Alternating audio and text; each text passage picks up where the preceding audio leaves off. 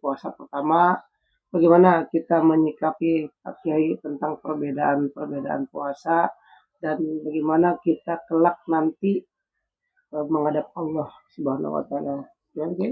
Baik, terima kasih kesempatan yang diberikan. Assalamualaikum warahmatullahi wabarakatuh. Waalaikumsalam warahmatullahi wabarakatuh. Alhamdulillah alladzi amarana bisyam fi syahr Ramadan walladzi unzila fihil Qur'an hudal linnasi wa bayyinatin minal huda wal furqan. Amma ba'du. Saudara-saudaraku, satu anugerah terhebat dari Allah Subhanahu wa taala ketika seorang hamba, khususnya orang beriman, yaitu diberi kesempatan untuk bertemu dengan bulan Ramadan di tahun ini, yaitu tahun 1447 Hijriah. Saya tidak akan menyikapi perbedaan, namun akan masuk kepada urgensi Ramadan, urgensi puasa di bulan Ramadan, yang ternyata kalau ada di tahun ini perbedaan antara hisab mutlak dan ru'yat, itu sangat wajar di negara kita, bahkan justru malah selling point bangsa kita untuk negara luar itu adalah perbedaan yang heterogentif, banyak sekali, tapi tetap bangsa Indonesia dalam rukun, aman, dan tentram. Itu yang luar biasa, yang harus diacungkan jempol oleh seluruh bangsa manapun. Sehingga kesempatan-kesempatan untuk memilih ibadah dalam keyakinan, itu bangsa Indonesia diberi kesempatan luar biasa.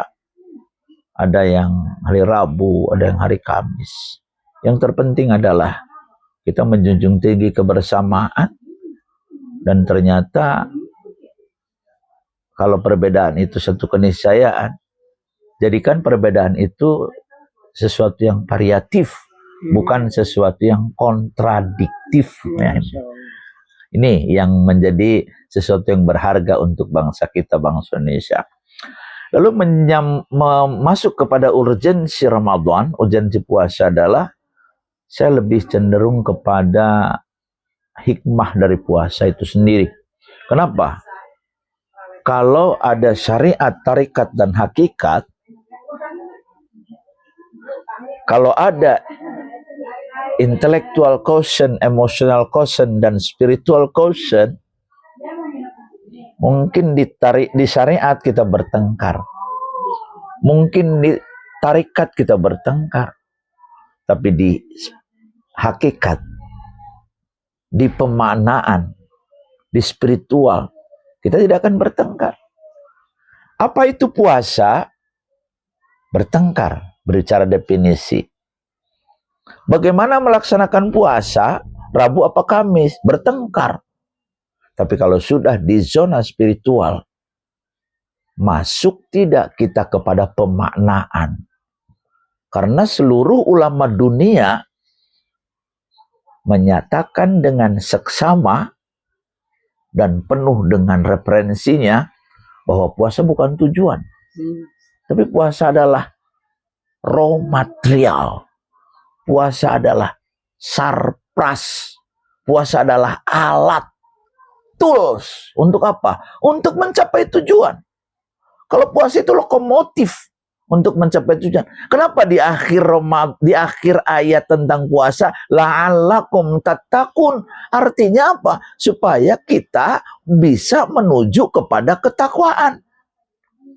Lah tentu kalau tidak mencapai ketakwaan, artinya puasa kita ini hanya mampu menahan lapar dan haus saja.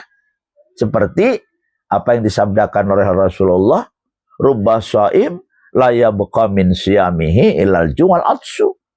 Banyak orang berpuasa tetapi tidak membekas, tidak ada dampak apapun kecuali hanya lapar, rasa lapar dan haus saja. Nauzubillahi min dzalik. La'allakum tattaqun, itu artinya tujuan puasa menuju kepada zona ketakwaan, dan ketakwaan itu adalah puncaknya kebaikan, puncaknya kebahagiaan. Subhanallah. Allah dan Rasulnya tidak pernah salah. Kenapa? Jangan jauh-jauh. Apa sabda Rasulullah? Sumu tasihu. Berpuasalah nih, engkau sehat. Sekarang Bapak Ibu, khususnya kita-kita yang seperti sudah lansia ini, tidak ada yang kita harapkan kecuali hanya apa? Allah sehatkan aku. Sudah bukan waktunya ngumpul-ngumpulin duit. Sudah bukan waktunya serakah. Tapi kalau usia-usia lanjut seperti kita ini apa? Minta aja sehat. Supaya dengan kesehatan bisa ngomong cucu dengan bahagia. Bisa bimbing anak cucu dengan bahagia. Ya buat apa? Kita kaya raya kalau sakit. Apa enaknya? Sakit tuh nggak usah kanker yang tinggi-tinggi. Nggak usah apa dan lain sebagainya. Baru sariawan aja ya Allah. Sakitnya semua makanan gak nikmat. Buat apa? Buat apa ya? Ya.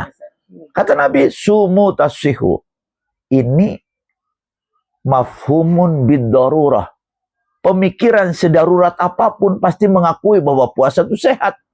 Jangankan orang beriman. Orang kafir pun puasa. Iya, Mas. Subhanallah. Karena apa? Kesehatan. Ibarat puasa itu adalah mau kendaraan masuk bengkel. Harus dikuras olinya. Harus diganti apanya. Dibersihkan. Direparasi. Di-upgrade dan lain sebagainya. Keluar dengan penuh kestabilan. Itulah puasa. Yang kedua, kata Nabi apa? Puasa mendidik kita ikhlas. Ini yang mungkin sering saya ungkapkan di mimbar manapun di Jakarta ini. Apa? Dari rukun Islam yang kelima, yang 5 ini, syahadat masih perlu saksi. Sholat masih ketahuan orang. Zakat masih ingin diumumkan. Haji tidak puas kalau tidak ngundang orang sekampung kan. Tapi puasa, siapa yang tahu? Tidak ada yang tahu. Kecuali hanya kita sama Allah saja. Luar biasa. Itulah, kalau orang sudah ikhlas, bersih hatinya, sehat badannya, nggak usah di sono surganya, Ji. Di sininya pun sudah surga. Bagaimana nggak surga? Istri dan anak-anaknya soleha. Mempercayakan sepenuhnya kepada suaminya bahwa suaminya lah yang akan membawanya ke surga. Rumah tangga apa kalau hanya sebatas tinggal dalam satu rumah, suaminya cari uang. Kalau ada uang abang sayang. Ya ada uang abang sayang. Buat apa? Inti rumah tangga adalah tegakkan sholat dalam rumah tangga. Suami adalah imam. Istri dan anak-anak adalah makmum. Ayah, suamiku, siapapun engkau, aku diperintahkan untuk taat kepada engkau. Karena ternyata apa? Surgaku, surga kami ada di tanganmu. Jika saja ada istri dan anak yang mengatakan begitu, maka seorang suami, seorang ayah akan nangis. Nangis, mewek. Kenapa? Akan jujur dia mengatakan, wahai istriku, wahai anakku, boro-boro bawa kalian ke surga. Bawa diri sendiri aja aku belum tentu mampu. Bayangkan. Tapi minimalnya kalau kita sudah ngomong begitu, saksi air mata kita bahwa kita penuh penyesalan, bahwa kita insya Allah akan berusaha dengan baik. Walladzina jahadu fina lanahdiyanahum subulana. Barang siapa yang bermujahadah, barang siapa yang sungguh-sungguh di jalan Allah, maka Allah akan berikan jalan. Catat oleh semuanya bahwa surga bukan tercipta untuk orang yang tidak pernah berbuat salah saja. Walaupun orang berdosa, walaupun banyak salahnya, asal di akhir hayatnya dia bertobat, subhanallah. Mungkin seorang suami akan mengatakan begini, Allah, memang aku bukan santri. Ya Allah, apalagi aku kiai, bukan. Aku bukan ahli ibadah. Ilmuku tidak ada apa-apanya. Tapi setidaknya ya Allah, beri kami petunjuk dan kekuatan untuk membimbing keluargaku untuk menuju surgamu ya Allah.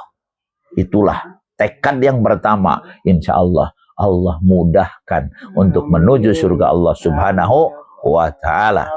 Inilah podcast singkat dan mudah-mudahan bermanfaat. Amin. Padat dan penuh makna insyaallah. Subhanakallahumma bihamdika asyhadu an la ilaha illa anta astaghfiruka wa atubu ilaik. Ilal liqa. Assalamualaikum warahmatullahi wabarakatuh. sahabat Azakir di mana berada. Alhamdulillah guru kita Dr. Andes Kiai Haji Arif Susanto MA. Alhamdulillah, terima kasih kedatangannya Pak Kiai. Sama-sama Pak Haji. Kiai sehat selalu. Amin. Mudah-mudahan mohon doanya untuk Muslim Azakir selalu istiqomah dalam berdakwah. Amin ya Allah. Demikian para pemirsa semuanya.